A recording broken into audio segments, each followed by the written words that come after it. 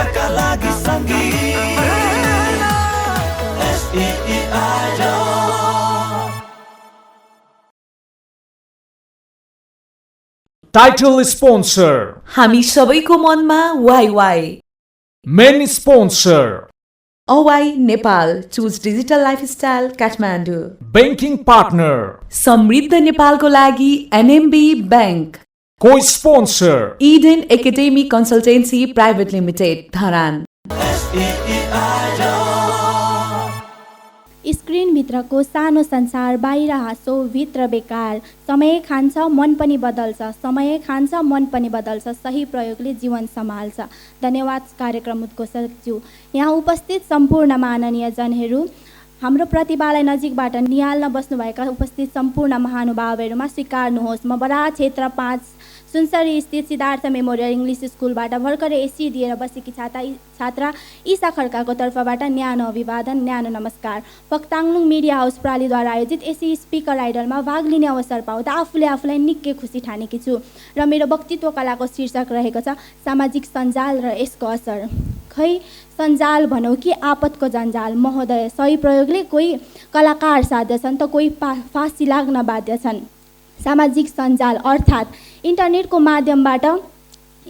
माध्यमबाट मानिसहरू बीचको भावना विचार र चित्र फोटोलाई एक आपसमा साटासाट गर्ने अनलाइन माध्यमहरूलाई बुझाउँछ। यथार्थ भन्न चाहे सभाध्यक्ष महोदय अहिले बिहान उठो हात आफै मोबाइल खोज्दै जान्छ एकछिन फेसबुक हेर्छु भन्यो उता समयले नेटो काटिसक्छ भान्सामा हुँदा एकछिन टिकटक हेर्छु भनौँ भात डढेर कालले। यो समस्या त हामी सबैले भोगेका छौँ होला। अनि सामाजिक सञ्जालले हामीलाई चलाइरहेको छ कि हामीले सामाजिक सञ्जाललाई? सायद यसको उत्तर हामीहरू कोहीसँग छैन होला। तर अहिलेको समयमा सामाजिक सञ्जाल केवल एउटा मनोरञ्जनको माध्यम होइन, यो त हाम्रो लागि एक अवसर बनेको छ। इन्स्टाग्राम फेसबुक युट्युब जस्ता एपहरूले हामीलाई संसारसँग जोडिदिएको छ। ज्वलन्त उदाहरण हेरौँ न, भदौ 23 र 24 गते भएको जेन्जी आन्दोलन 48 घण्टामै सत्ता उलट पुलट भयो, देशले मुहार फेर्यो। युवाहरूको आवाजलाई 4 दिवारको कोठाबाट विश्व मञ्चमा गुन्जाउन सामाजिक सञ्जालले एक मुख्य भूमिका खेलेको छ। त्यति मात्र होइन, व्यवसाय र व्यापारले युवाहरूले आम्दानीका साथसाथै नाम पनि कमाइरहेका छन्। आफ्नो कला देखाएर नामका साथसाथै दाम पनि कमाइरहेका छन्। भनिन्छ नि एउटा सिक्काको दुई पाटा हुन्छ भने चाहिँ यसका सकारात्मक पक्षका साथसाथै नकारात्मक पक्ष पनि छन्। अब कुरा गरौँ नकारात्मक पक्षका। युवा समाजको यसमा अहिले लत लागिसकेको छ। पढाइमा ध्यान छैन, डिप्रेसन जस्ता रोगहरूले उनीहरूलाई च्यापिरहेको छ। अरूको प्रगति देखेर प्रतिस्पर्धात्मक भावनाले उनीहरूलाई डिप्रेसन चिन्ता अझ बढाइदिइरहेको छ। र अन्त्यमा सामाजिक सञ्जाललाई विनाशको हतियार होइन सही मस्तिष्कले प्रयोग गर्ने हो भने यो हाम्रो लागि एक सही अवसर बन्छ भन्दै आफ्ना शब्दहरूमा यही पूर्ण विराम लाउन चाहे। धन्यवाद। हेलो ईशाजी। Hello ma'am. हजुरलाई स्वागत छ। हजुर हाम्रो फर्स्ट कन्टेस्टेन्ट हुनुहुन्छ है एससी आइडल 2026 मा। हजुरको म थोरै फिडब्याक दिन चाहन्छु। आज बोल्नुभएको टपिक पनि एकदमै समसामयिक रहेको छ। हजुरको बोलीमा पनि स्पष्टता छ। You are a very good speaker. हजुरको हावभावदेखि लिएर सम्बोधनदेखि लिएर एकदमै राम्रो छ है। नेक्स्ट राउन्डको लागि you are selected, congratulations to you. अब नेक्स्ट राउन्डको लागि विषयवस्तुमा अलिकति विशेष ध्यान दिनु होला। अरू सबै राम्रो छ। धन्यवाद।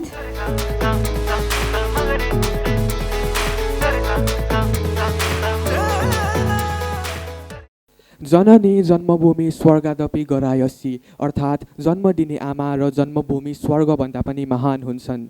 धन्यवाद कार्यक्रम सञ्चालकज्यू। यस कार्यक्रमका प्रमुख अतिथिज्यू, विशिष्ट अतिथिज्यू, अन्य अतिथिगणहरू, मनमा सरस्वतीलाई साक्षी राखी हाम्रालाई होइन राम्रालाई छान्न विराजमान रहनुभएका निष्पक्ष निर्णायक मण्डलज्यू, समयको मध्यनजर गर्ने समय सूचकज्यू, प्रतिस्पर्धाको महासागरमा आफूलाई अब्बल साबित गरी विजयीको माला पहिरन तम तयार मेरा प्रतिस्पर्धी मित्रहरू र यहाँ उपस्थित सम्पूर्ण महाअनुभावहरूमा म डिपो माविमा अध्ययनरत छात्रा शुभम शाहबाट स्वीकार्नुहोस् दीर्घकालीन एवं शीतल अभिवादन।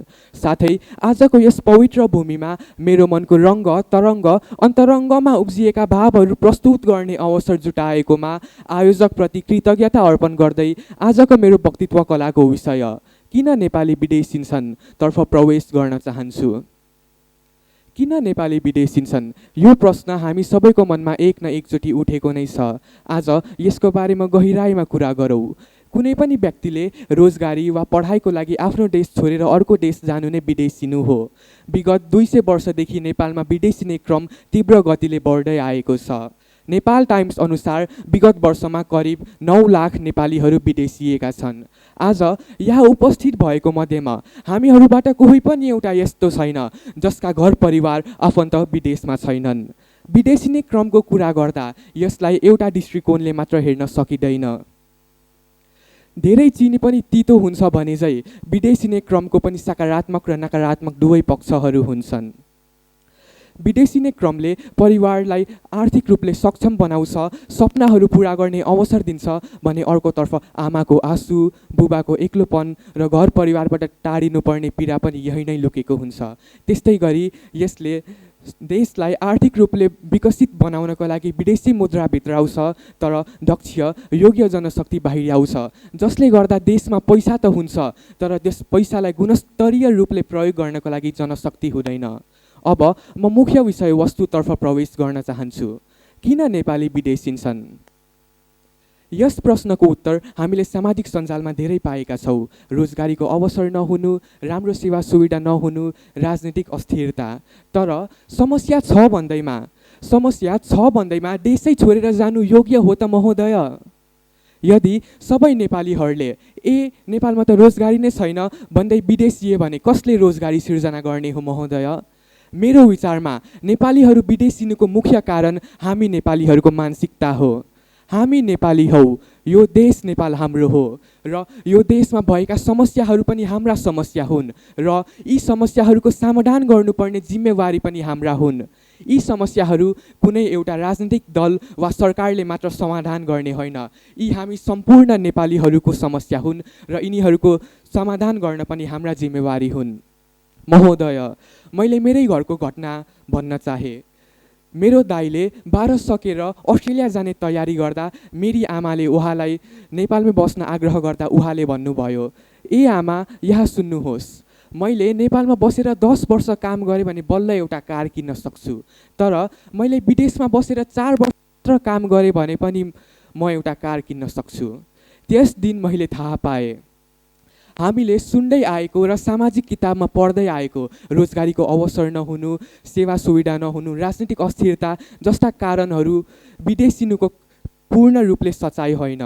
नेपालीहरू विदेशिनुको मुख्य कारण हामी नेपालीहरूको मानसिकता हो। यसमा केही दोष हाम्रो समाजलाई पनि जान्छ। हाम्रो समाजले हामीलाई सानैदेखि राम्ररी पढ्नु, ब्याचलर्स गर्नु, मास्टर्स गर्नु, त्यसपछि राम्रो जागिर खोज्नु र राम्रो जागिर गरेर विवाह गरेर आफ्नो जीवन बिताउनु सिकाएको छ। तर हाम्रो समाजले कहिले पनि हामीलाई रोजगारी खोज्नुभन्दा रोजगारी सिर्जना गर्नु कहिल्यै सिकाएन र यसका कारणले विदेशिने क्रम पनि अझै बढ्दै गएको छ। निष्कर्षमा जबसम्म हामी नेपालीहरूले हाम्रो मानसिकता परिवर्तन गर्दैनौँ, जिम्मेवारी आफ्नो हातमा लिँदैनौँ, तबसम्म विदेशिने क्रमलाई रोक्न सकिँदैन र यसलाई रोक्नको लागि सरकारले केही गर्न सक्दैन। यसलाई रोक्न सक्छौँ त केवल हामी सम्पूर्ण नेपालीहरूले। धन्यवाद। हजुरको बोलीमा स्पष्टता छ, विषयवस्तु पनि राम्रो तरिकाले राख्नुभयो, शीर्षकलाई परिभाषित गर्दै है। अलिकति नेक्स्ट टाइमको लागि जस्तो हजुरले उदाहरण आफ्नो व्यक्तिगत पनि दिनुभयो होइन, त्योसँग त्यसलाई सामाजिकको विषय पाठ्यक्रमभित्रको पाठ्यपुस्तकसँग पनि रिलेट गर्नुभयो, विच इज भेरी गुड है। हजुरले अलिकति के गर्नु पर्यो भन्दाखेरि हामी कुनै संस्कृतको श्लोकहरू भन्दा है भाषिक शुद्धतामा विशेष ध्यान दिनुपर्छ। वक्तृत्व कला हो, यसमा भाषिक शुद्धता, भाषा शैली निकै महत्त्वपूर्ण अङ्गहरू हुन् है। हजुरले भन्दै गर्दाखेरि गरायसी होइन गरियसी हुन्छ है र सुरुमै स्लोगनभन्दा अलिकति कन्फ्युज हुनुभयो your voice was also shaking so for next round for now you are selected okay congratulations to you But for next round, you must have to do hard work, especially in the delivery. Your voice is clear. You don't have any confusion in clarity. है हजुरको voice पनि मिठो छ स्पष्ट बोल्नुहुन्छ बुझिन्छ तर अलिकति अभ्यास चाहिँ निकै गर्नुपर्ने देखियो हजुरको बडी ल्याङ्ग्वेजमा पनि अनि डेलिभरीमा पनि ल otherwise it's really very good I would like to appreciate you congratulations to you again हुनुहुन्न देशका नागरिकमा शिक्षाको अभाव हुनुहुन्न देशका नागरिकमा शिक्षाको अभाव जान्नुपर्छ सबैले प्राविधिक शिक्षा र यसका प्रभाव जान्नुपर्छ सबैले प्राविधिक शिक्षा र यसका प्रभाव खोज्नुपर्छ सबैले प्रविधि बारेमा जान्नमा खोज्नुपर्छ सबैले प्रविधि बारे केही कुरा जान्नमा प्राविधिक शिक्षाले पुर्याउँछ देशको स्थान माथिल्लो स्थानमा धन्यवाद कार्यक्रम सञ्चालकज्यू गुरुवर्ग आजको यस कार्यक्रममा मुख्य भूमिका खेल्नुहुने हजारौँ चम्किला तारामध्ये अलि बढी चम्किलो कुन छ भन्ने चुन्न बस्नुभएका निष्पक्षता निर्णायक मण्डल समय सूचकज्यू मेरा प्रतिस्पर्धी एवं अप्रतिस्पर्धी साथीहरू तथा यहाँ उपस्थित सम्पूर्णमा म average student home secondary boarding स्कुलबाट एसइई उत्तीर्ण गरेर आएकी छात्रा हिमा घिमिरेको नमस्कार आज यस फक्ताङलुङ मिडिया हाउस प्रालीद्वारा आयोजित वक्तृत्व कला प्रतियोगितामा भाग लिन पाउँदा म आफूलाई निकै भाग्यमानी ठानेकी छु र मेरो आजको वक्तृत्वको विषय रहेको छ शिक्षामा प्रविधिको प्रयोग र प्रभाव शिक्षा मानव जीवनको आधारभूत आवश्यकता हो यो विकासको एक महत्त्वपूर्ण पूर्वाधार पनि हो अहिलेको युग विज्ञान तथा प्रविधिको युग भएकाले हामीले सुन्दै देख्दै आएका छौँ कि ढुङ्गे युगदेखि विज्ञान तथा प्रविधिको युगसम्म आइपुग्दा हामी हाम्रो घर परिवार समाज राष्ट्र मात्रै नभएर पुरै विश्वमा नै परिवर्तन देखा परेको छ प्रविधिकै प्रयोगका कारण पुरै विश्वको ब्रह्माण्डको क्षेत्रमा शिक्षाको क्षेत्रमा राम्रो परिवर्तन र पहुँच पुगेको छ प्रविधिकै प्रभावका कारण विश्वमा महामारी फैलिएर लकडाउन भएको बेला बालबालिकाहरूका लागि इन्टरनेटको प्रयोग मार्फत जुम एप जस्ता कुराको प्रयोग गरी अनलाइन क्लासेस र ई लाइब्रेरीको उपयोग गरेर पठन पाठन सञ्चालन गरिएको थियो सभाध्यक्ष महोदय भनिन्छ शिक्षा मानिसको तेस्रो आँखा हो भनिन्छ शिक्षालाई जीवनको ज्योति पनि मानिन्छ तर अहिले यही ज्योति प्रविधिको प्रयोगका कारण विश्वमा अझ फैलिएको र चर्चित भएको हाम्रो यी दुई आँखाले प्रष्ट देख्न सकिन्छ महान आविष्कारक बब खान र भिन्ड सर्फद्वारा विक्रम सम्वत 1970मा आविष्कार गरिएको हो इन्टरनेट जुन इन्टरनेटको प्रयोगले गर्दा अहिले शिक्षाको क्षेत्रमा अनलाइन सिकाइ डिजिटल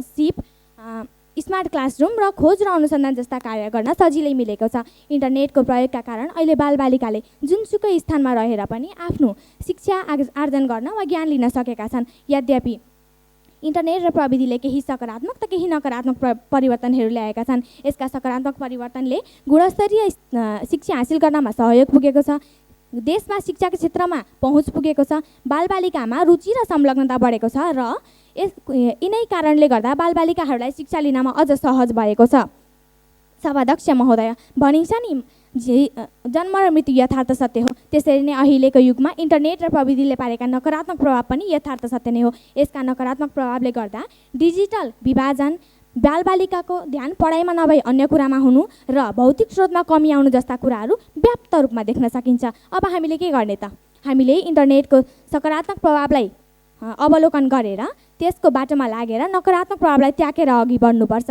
निष्कर्षमा भन्नुपर्दा हामीले इन्टरनेटको सकारात्मक प्रभावतर्फ लाग्यौँ भने हामी हाम्रो जीवनमा सफल ज्ञानी र अनुशासनयुक्त बन्न सक्छौँ तसर्थ इन्टरनेटको सही सदुपयोग गर्न जान्यो भने शिक्षाका क्षेत्रमा इन्टरनेट एक वरदानको रूपमा चिनिन सक्छ भन्दै म मेरो भनाइ यही अन्त्य गर्दछु हस्त धन्यवाद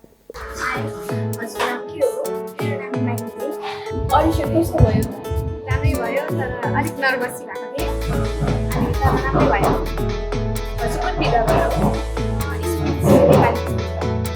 सेलेक्ट भयो हजुर अर्को राउन्डको लागि best of lock thank you very much Awake, arise and act. Small minds talk, strong minds walk, but young mind changes the world. Honorable judges, respected teachers, everyone present over here, a very warm and energetic good morning to everyone. First of all, I would like to express my heartfelt gratitude to the organizers, FTL Online TV, for providing me this wonderful stage to express my thoughts. I am Simran Gurung, who has completed SE from Navodaya Vidya Mandir English Boarding School. Today, I stand before you with immense pride, confidence, and a heart full of hope, ready to share my thoughts on the topic that defines our generation: how students can change a society. They say youth are the future, but I say we are the spark of today and the fire of tomorrow. We are not just the pages waiting to be written, we are the authors of change. We are not just dreamers, we are doers. Students are often called the backbone of a nation. Why? Because we carry energy in our heart, ideas in our mind, and courage in our voice. When students decide to act, history changes direction. But how exactly can a student help to change society? First, students can change society by raising awareness and helping to raise awareness at the grassroots levels by their action. A student who plants trees can create awareness among a community to save the environment. A student who stands against bullying can create a safer school culture. A student who teaches underprivileged spreads the light of education beyond the classroom. This is the power of educated youth. Real changes begins with small and consistent action. Secondly, students change by raising their voices and making themselves heard. Globally, Malala Yousafzai started speaking for girls' education at the age of just 15. Greta Thunberg started climate movement as a teenager, challenging world leaders with her courage and conviction. Nepali students have also proved their power. During 2015's earthquake, thousands of students from colleges and schools came together for rescue, relief distribution, and donation drives. They helped rebuild communities, collected donations, and helped in many ways. They did not do this because they were told to, because they cared for. Thirdly, students help to acknowledge the problems and create solution. Buoyant Salt created technology to remove plastics from ocean as a teenager. Young mind sees problems and refuses to ignore them. Creates solution. That's the power of an educated youth. Fourthly, every student can create awareness by their strong leadership and their career building. The values that we learn today of responsibility, discipline, and many more help us to become an inspiring doctor, educated teacher, or visionary engineer, which helps us to shape ourselves into what we are going to shape our future, our society the next day. Also, lastly, students help creating by coming in a unity. One voice can raise awareness, but a whole thousands of voices can spark a revolution. So dear friends, we are not helpless, we are not voiceless, and we are clearly not too young. If we demand a change must happen. If we decide to act, no barrier can block us. If we decide to change the society, society must change. So let the world see us, let the world hear us, and let the world remember us as the generation that did not wait for change. We became the change. By saying this much, I would like to depart from here. Thank you.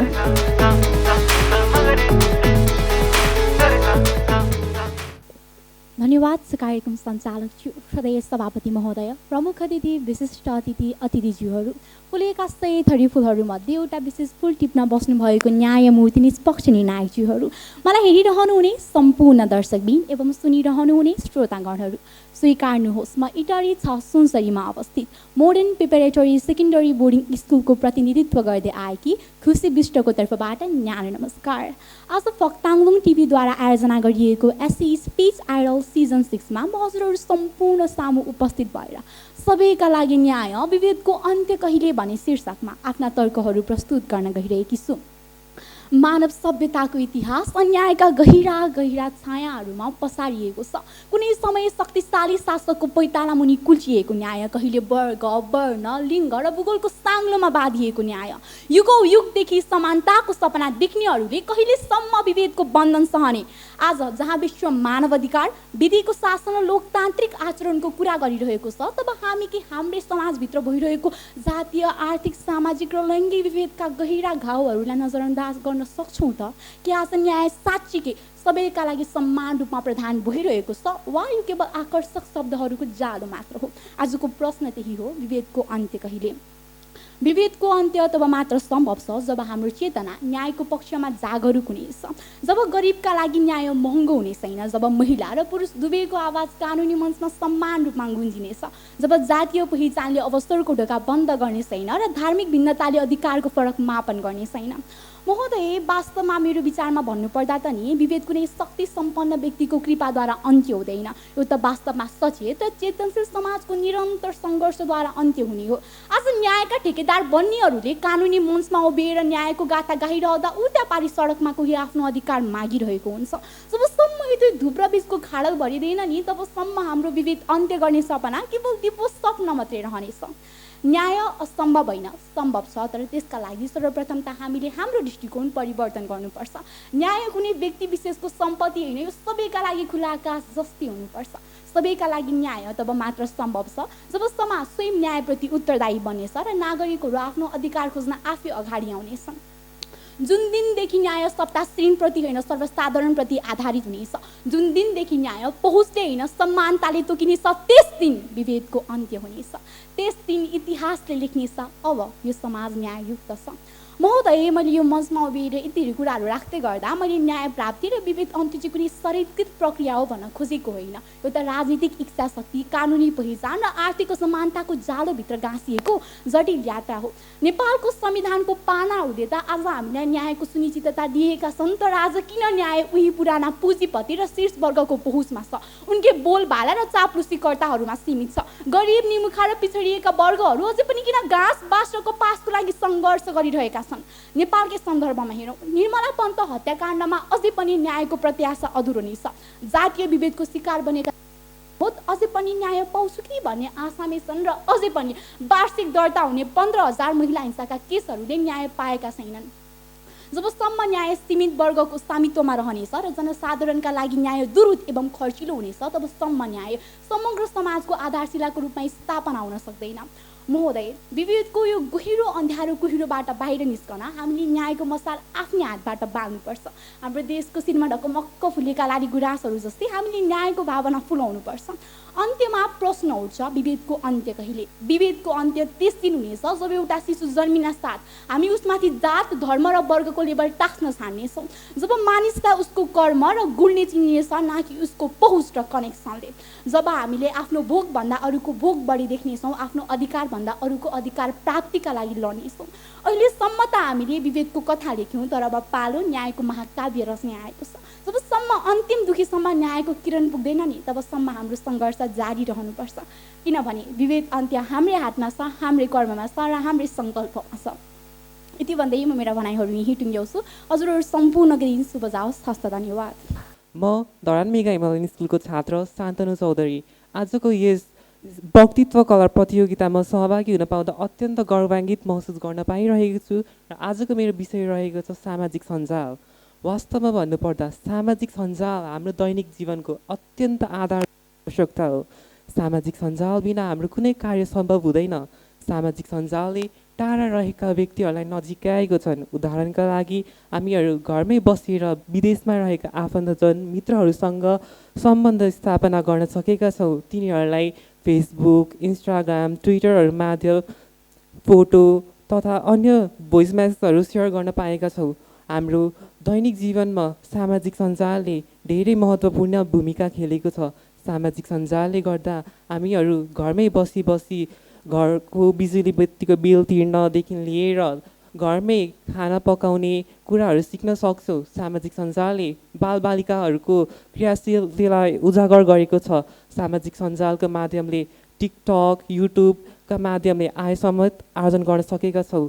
यस्ता प्लेटफर्ममा बालबालिकाहरू क्रियाशील हुन सकेका छन्। त्यसै गरी सामाजिक सञ्जालले केही नकारात्मक असर पनि पारेका छन्। सामाजिक सञ्जालले गर्दा व्यक्तिहरू कुलतमा परेका छन्, व्यक्तिहरूलाई परनिर्भर बनाएको छ। सामाजिक सञ्जालले गर्दा मानिसहरू घरमै एक्लिएका पनि छन्। कतिपय सन्दर्भमा सामाजिक सञ्जालले व्यक्तिको सर्वाङ्गीण विकासमा सहयोग त पुर्याएको छ, तर व्यक्तिलाई परनिर्भर बनाएको छ। र सामाजिक सञ्जालको प्रयोग कसरी हुन सक्छ, कसरी राम्ररी यसको प्रयोग गर्ने, त्यो व्यक्तिमै निर्भर छ। सामाजिक सञ्जालको प्रयोग गर्दा कस्तो सञ्जालको पासवर्ड राख्नेदेखि लिएर कस्तो सुरक्षा अपनाउने त्यो आफ्नै हातमा छ। त्यसै गरी म मेरो 2 शब्द टुङ्ग्याउन चाहन्छु। धन्यवाद। शान्तनु चौधरी है, हजुर पहिले पनि वक्तृत्व कलामा भाग लिनुभएको छ स्पिच कम्पिटिसनमा? This is for the first time? Yes ma'am. ल धन्यवाद। एटलिस्ट हजुरले डेयर गर्नुभयो, स्टेजमा आउनुभयो होइन, अडियन्सलाई फेस गर्नुभयो, धेरै राम्रो। हजुरले समसामयिक विषयवस्तु पनि रोज्नु भएको छ, प्रस्तुति पनि राम्रो छ, भाषा शैली पनि सरल रहेको छ, स्पष्ट छ। अब नेक्स्ट राउन्डको लागि है, यो हाम्रो कम्पिटिसन भनेको इन्टर स्कुल मात्रै होइन नि त, यो त प्रोभिन्स लेभलको हो नि त। कोशी प्रदेशभरिको विद्यालयबाट विद्यार्थी भाइ बहिनीहरू आउनुहुन्छ है, डिजिटल अडिसनबाट पनि आउनुहुन्छ सहभागीहरू है। अहिलेको लागि भाइलाई त म यो प्रोग्राममा नेक्स्ट राउन्डको लागि सेलेक्ट गर्छु। Congratulations to you. तर नेक्स्ट राउन्डको लागि हजुरले निकै धेरै मेहनत गर्नुपर्ने हुन्छ, विषयवस्तुमा पनि, हावभावमा पनि, बडी ल्याङ्ग्वेज है, बडी ल्याङ्ग्वेजमा पनि र आई कन्ट्याक्टमा पनि है। So you have to work hard, you have to practice more and more. For now, you are selected for the next round. आदरणीय निर्णायक मण्डलज्यू, यहाँ मैले मान्नुपर्ने अग्रजी साथै अनलाइनको मार्फतबाट मलाई हेरेर बस्नुहुने सम्पूर्ण महानुभावहरूमा म धरान उपमहानगरपालिका वार्ड नम्बर 8 मा स्थित श्री ल्याबोरेटरी माध्यमिक विद्यालय कक्षा 10 मा अध्ययनरत छात्रा अनुषा महराको तर्फबाट न्यानो अभिवादन साथै नमस्कार। आज मिति 2083 साल वैशाख महिना 5 गतेको दिन यस FTL अनलाइन टिभीको आयोजनामा हुन लागेको एससी आइडलमा आएर आफू सहभागी हुन पाउँदा आफूलाई एकदमै गौरवशाली र भाग्यमानी ठानेकी छु। सो अवसर दिनुभएकोमा आयोजक टिमप्रति हृदयदेखि धन्यवाद ज्ञापन गर्न चाहन्छु। र मेरो आजको विषयवस्तु रहेको छ बालबालिकाले चाहेको देश। सामान्यतः तपाईँ हामीले बुझे भनेको बालबालिका भनेको 18 वर्ष मुनिको व्यक्तिहरूलाई चिन्ने गर्छौँ। हाँस्ने, खेल्ने, रमाउने र सुन्दर भविष्यको निर्धारण गर्दै लैजाने उमेर नै बालपन हो। बालबालिकाले आजको बालबालिकाले के सोच्छन्, के बुझ्छन् र के जान्छन् भन्ने कुराले भोलिको देशको भविष्य निर्माण गर्ने हो। बालबालिका भनेको एउटा कमलको फुल यानि गुलाबको कोपिला जस्तै हुन्। त्यो कोपिलालाई हुर्कदै बढ्दै जाँदा कस्तो वातावरण चाहिन्छ र कस्तो राष्ट्र चाहिन्छ भन्ने कुरा अनि म छलफल गर्न चाहन्छु। सर्वप्रथम त बालबालिकाले यस्तो राष्ट्र चाहन्छन् जुन राष्ट्रमा उनीहरूको कुनै पनि हक र अधिकारबाट उनीहरू वञ्चित हुन नपरोस्, गरिबी वा अन्य कुनै पनि समस्याको कारण उनीहरू विद्यालय शिक्षाबाट वञ्चित हुन नपरोस्। बालबालिकाहरूले बालपन डर र त्रासमा होइन खुसीमा बहुन्। विडम्बना तर आज देशको कतिपय विकट ठाउँहरूमा असल शिक्षाको पहुँच पुग्न सकिरहेको छैन। जुन ठाउँमा बसोबास गर्ने बालबालिकाले डाक्टर, नर्स, इन्जिनियर, वकिल र शिक्षक जस्ता सपना बोकिरहेका छन्। महोदय, हामीलाई देशमा भ्रष्टाचार, घुस होइन, इमान्दारी तर सत्यता चाहिएको। एकछिन कल्पना गर्नुहोस् त, जहाँ यस्तो राष्ट्र छ जुन राष्ट्रलाई नेतृत्व गर्ने मान्छे इमान्दारी तर सत्यताले भरिएको छ, जुन राष्ट्रलाई नेतृत्व गर्ने व्यक्तिलाई के कुर्सीको होइन उनलाई कर्तव्यको आवश्यक पर्छ भन्ने धारणाको छन्। अब भन्नुहोस् त त्यो राष्ट्र देशको कुन चाहिँ क्षेत्रमा, विकासको कुन चाहिँ क्षेत्रमा अघि बढिरहेको छैन होला।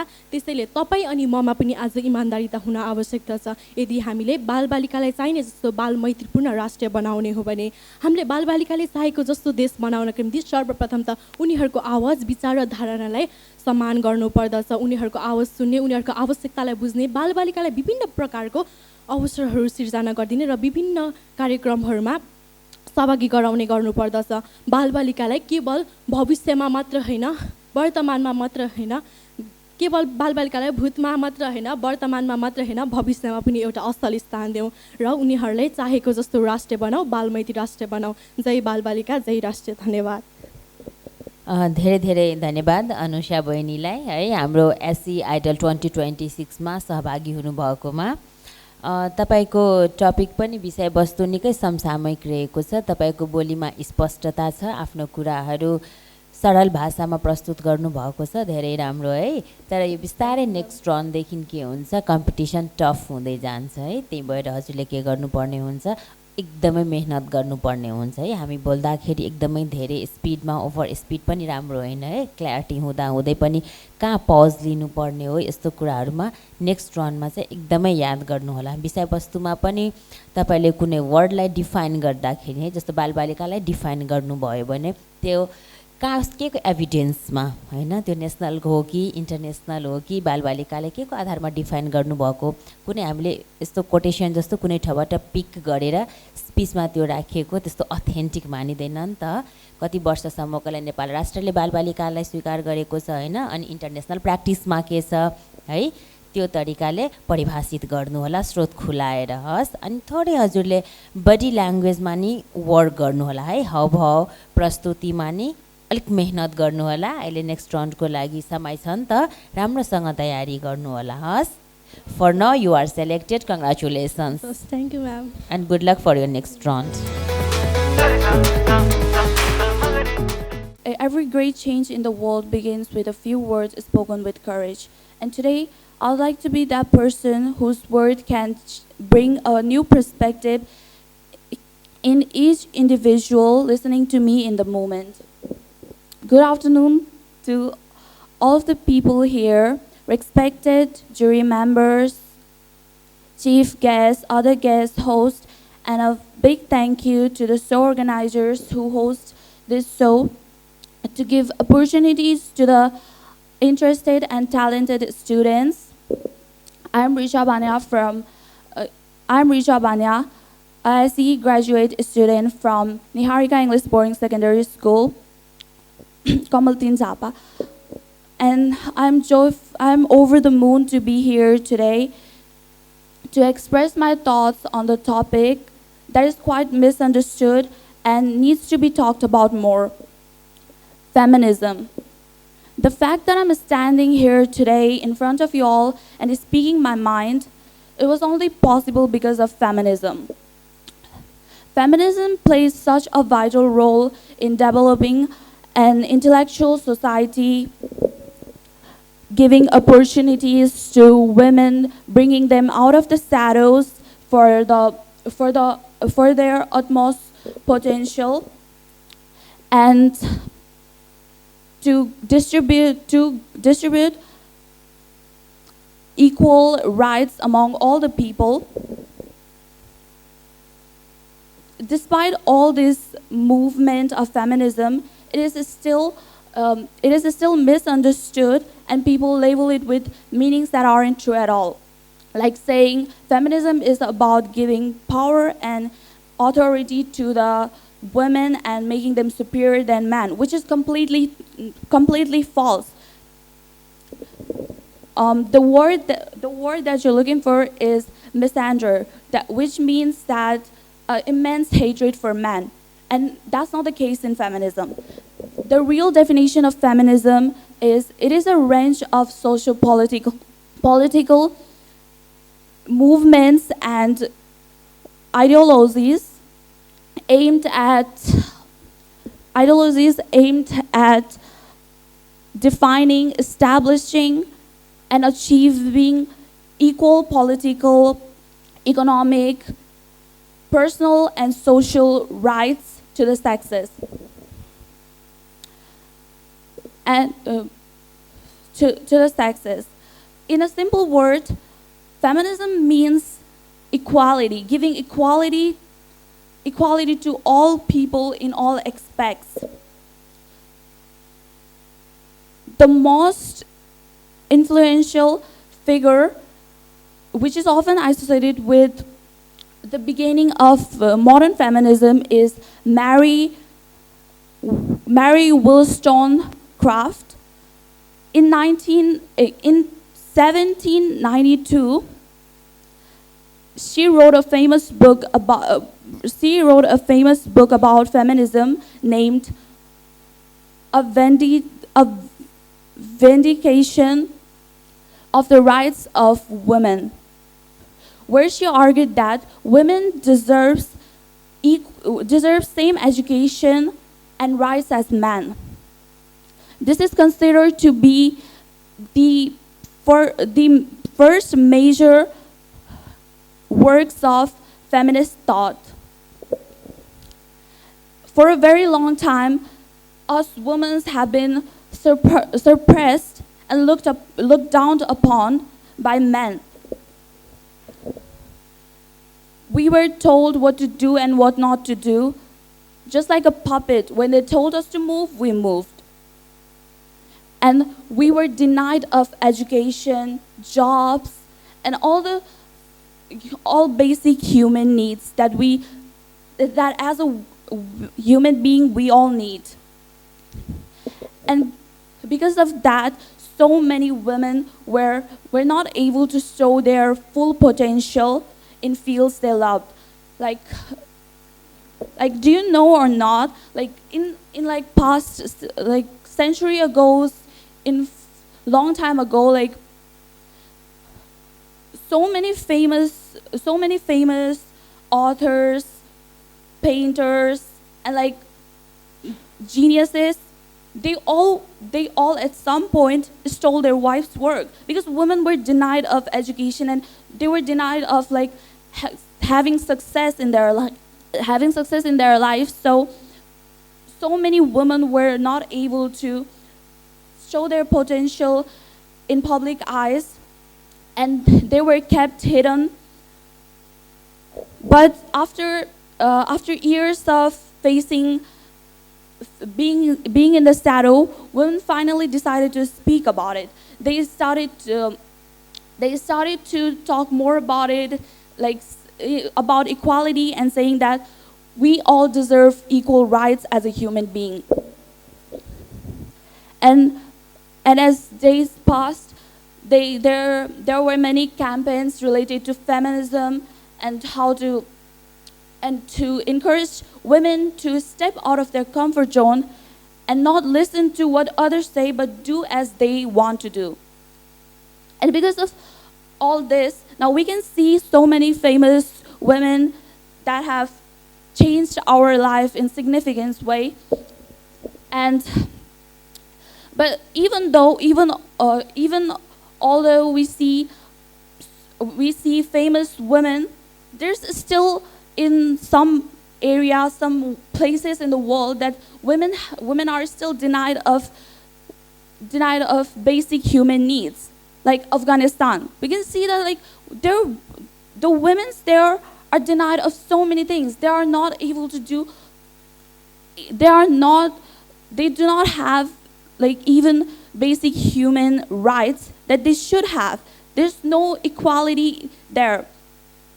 Women always live in fear there, which is a really disappointing thing to hear. And I hope that in the future, people's mind will keep changing and there will be more acts of feminism, and everyone will understand that feminism is not about making women superior to men, but to make equality among all human beings, regardless of their gender.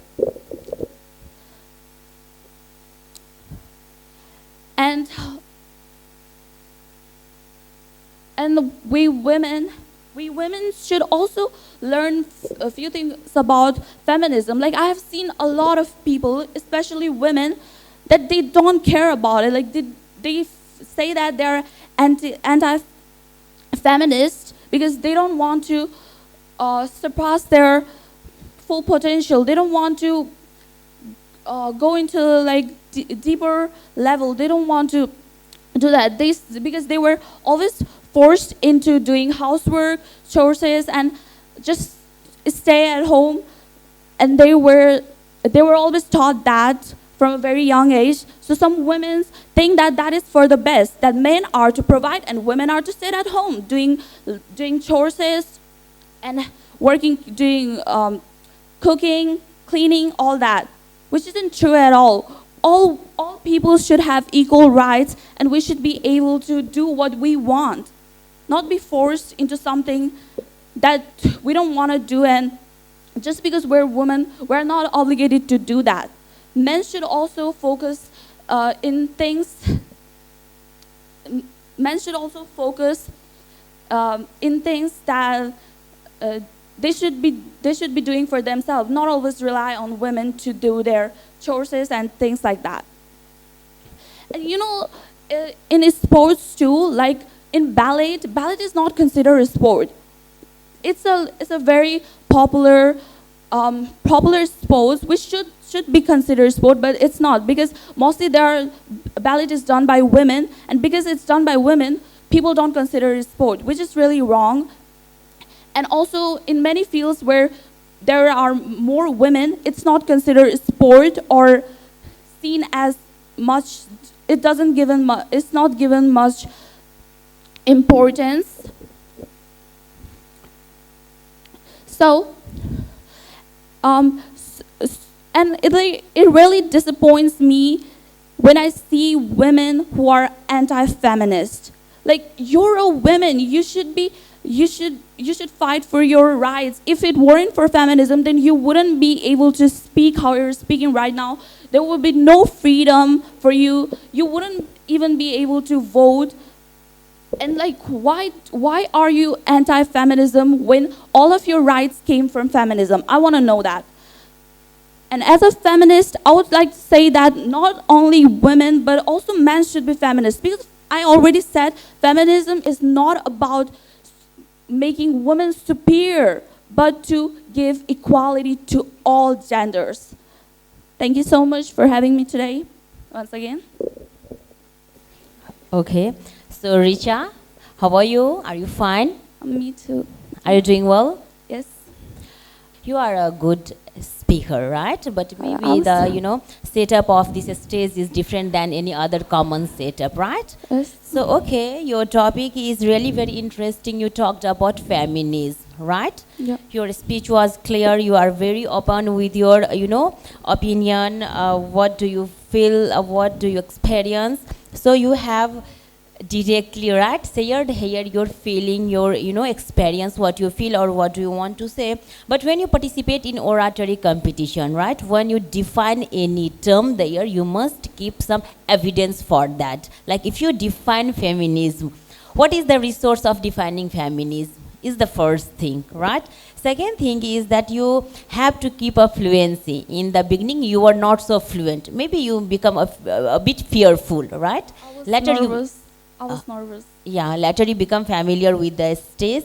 But I would like to give you some suggestions for the next round. I hope you will be there in the next round. And for next round, you have to do a better preparation. For that, you have to look up for better eye contact. Second is that you have to stop repeating the same words.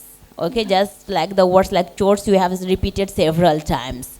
And then you have you should not so that you are getting confused with your facial expressions. Your facial expression was presenting that you were being confused several times. You have to say lots of things and you were not prepared it in a chain. While you are speaking, your speech must be not in a chain, right? First you have to define, then you have to give the evidences, then you have to give some statements that prove the, pure statement, right? You have to work on that, and you should be specific also. Like, if you are talking about feminism, first you have to relate it with family, then with the society, then with the workplace, and then with the nation, and then with the world, right? But what did you do? You sometimes relate it to the world by giving example of some other country, and then you again come back to family, then in the society, right? So you did a good job. You should not feel nervous. You did a very good job, as it is your first time performance here in this competition. This is only the first round, but I expect more from you. Okay, so good luck for next round. I must tell you, you are a good speaker. Okay, I would like to appreciate you, and congratulations to you. You are selected for the next round. Thank you so much. Please be here. Education partner. Kathmandu Model Secondary School, Lalitpur. UN College in Navodaya +2. Dharan Annapurna line. Dharan top in province top college since 2011. Hospitality partner. सिप सिकौं आत्मनिर्भर बनौं UN Cake and Barista Dharan 16 Lekhnath Chowk for bakery and barista training for extra taste and flavor. Hotel Manjil Private Limited, Lakeside, Pokhara 6 and Hotel Star Purvi, Dharan. Publication partner. Asmita Publication, Kathmandu. IT partner. Zigbee Computers. Media partner. Kosi Awaz, Kosi Patra. Prints. Ujjwal Printers, Dharan. Flex. Ganapati Advertising, Dharan 9, Acharya Line. Sound and light. Sundar Sound System, Dharan. Organized by Phoktanglung Media House Prali, phoktanglungkhabar.com, FTL Online TV.